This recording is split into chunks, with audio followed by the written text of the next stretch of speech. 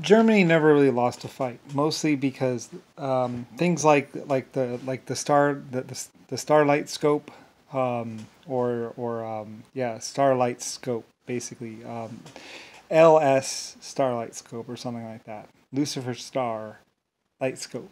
Like I said, we started messing around with it around 1700, maybe 1200, and we were trying to use refracted light or mirrors to intensify light, and it didn't really work out that way. But later on, we were able to do some digital stuff or some light intensifications, or we were trying to use some filters to filter out certain types of light or something like that. Anyway, I don't know that much about it because my inventors came up with it. I just gave them some ideas and basically paid a lot of money. So by year 1500 and 1700 and 1800, we had it basically. And I believe we were going digital somewhere around 1800. Anyway, so we had them. So basically, Germans, like I say, a lot of people basically covered it up. But basically, when Germans were inside the things, like they've done the reenactments of people saying, "Well, I was a German soldier, we couldn't see anything." It's like actually they could. They had the light scopes. Like in 1800, Germany had light scopes.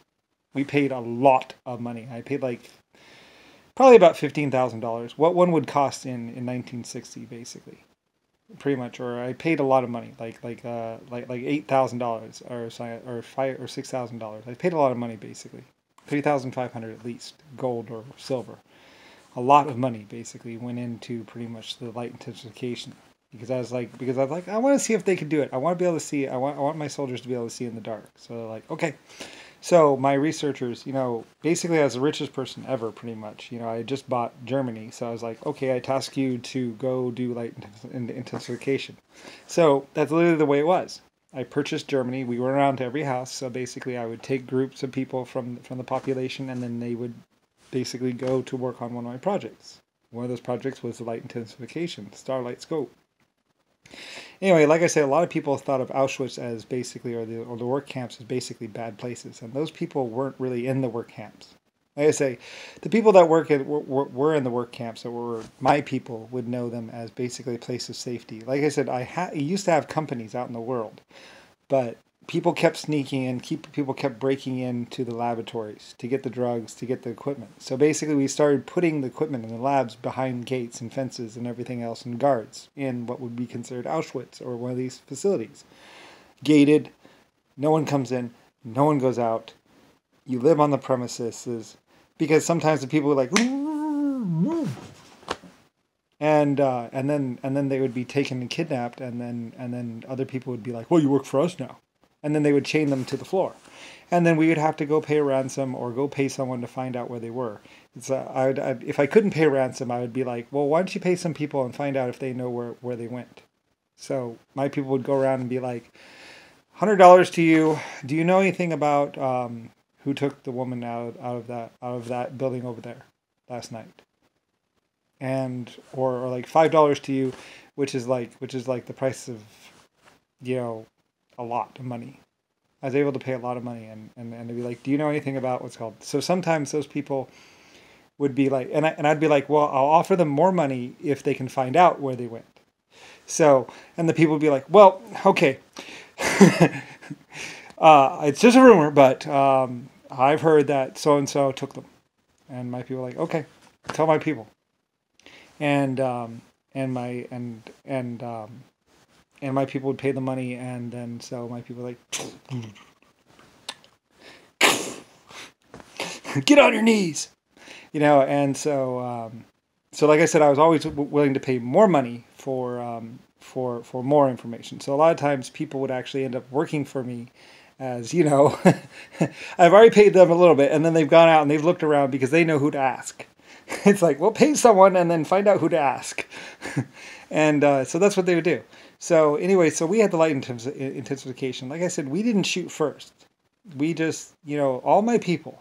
It's not an America thing. It's a Germany thing. It's a Polish thing. It's a LS thing, a Lucifer Star thing. We don't shoot first, but we do return fire if fired upon. So, like I say, when I bought America, my rules came with me. Before America was America, when they were Yankees, it's like, well, We're gonna shoot them when they when they open those doors.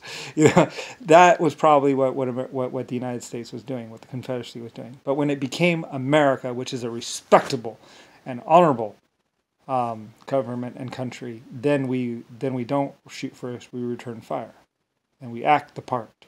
So, you know, just like Germany, just like Polish, just like Russia, and later on, you know, the people would be saying, well, you know, we don't, because I was rich. I was well off. I had all the good stuff. I had all the light intensification. I had all the body armor people could want. I had the helmets that really worked. I had the guns that would always fire. Would fire every time. And the bullets that would always ignite. Star bullets. They used to have little stars on them. Anyway, I had all the best stuff because we don't fire first. We return fire. You know, so when we got to fire back, that's when we need those weapons. And we keep firing until whoever it is dead. So that's the American way, that's the German way, that's the Russian way, that's every government I ever took part of. It's the honorable way. So anyway, I was an epic creator, an epic inventor, and I would expect my people to act the part. Anyway, yeah. So that's why people say, well, it's the way that America does it. It's like, actually, it's the way everyone that I ever had worked with did it. Even the exoskeletons. That's why they were so tough, because they didn't fire first. But they did kill whoever attacked them. Anyway, it's just the way I was. So anyway. I mean, I was 100 trillion years old. I could like... And then... You know, I could basically literally like remove... Like I was so powerful, I could take someone and off to a place where they would never be seen or found again. Because and everyone trusted me with that, because it's like I make absolutely sure, and then done. So anyway, so Germany never lost a fight. Everyone loved Germany. Like a lot of the propaganda says that Germany was bad, Germany was horrible. No. I mean, you'll see lots of pictures with German soldiers and geese, German soldiers and bread, German soldiers and this, and German soldiers and that, because everyone loved Germany. Like, we were a great country, you know. Everyone drove a car in Germany. They would talk about it. Everybody had a car in Germany. It's like, yeah, everyone had a car in Germany. I treated Germany the best first, because we invented everything and built everything. And they worked very, very hard. So, you know, just like China later on worked very, very hard. They saw what Germany did and how Germany did it. And then later on, you know, I bought them.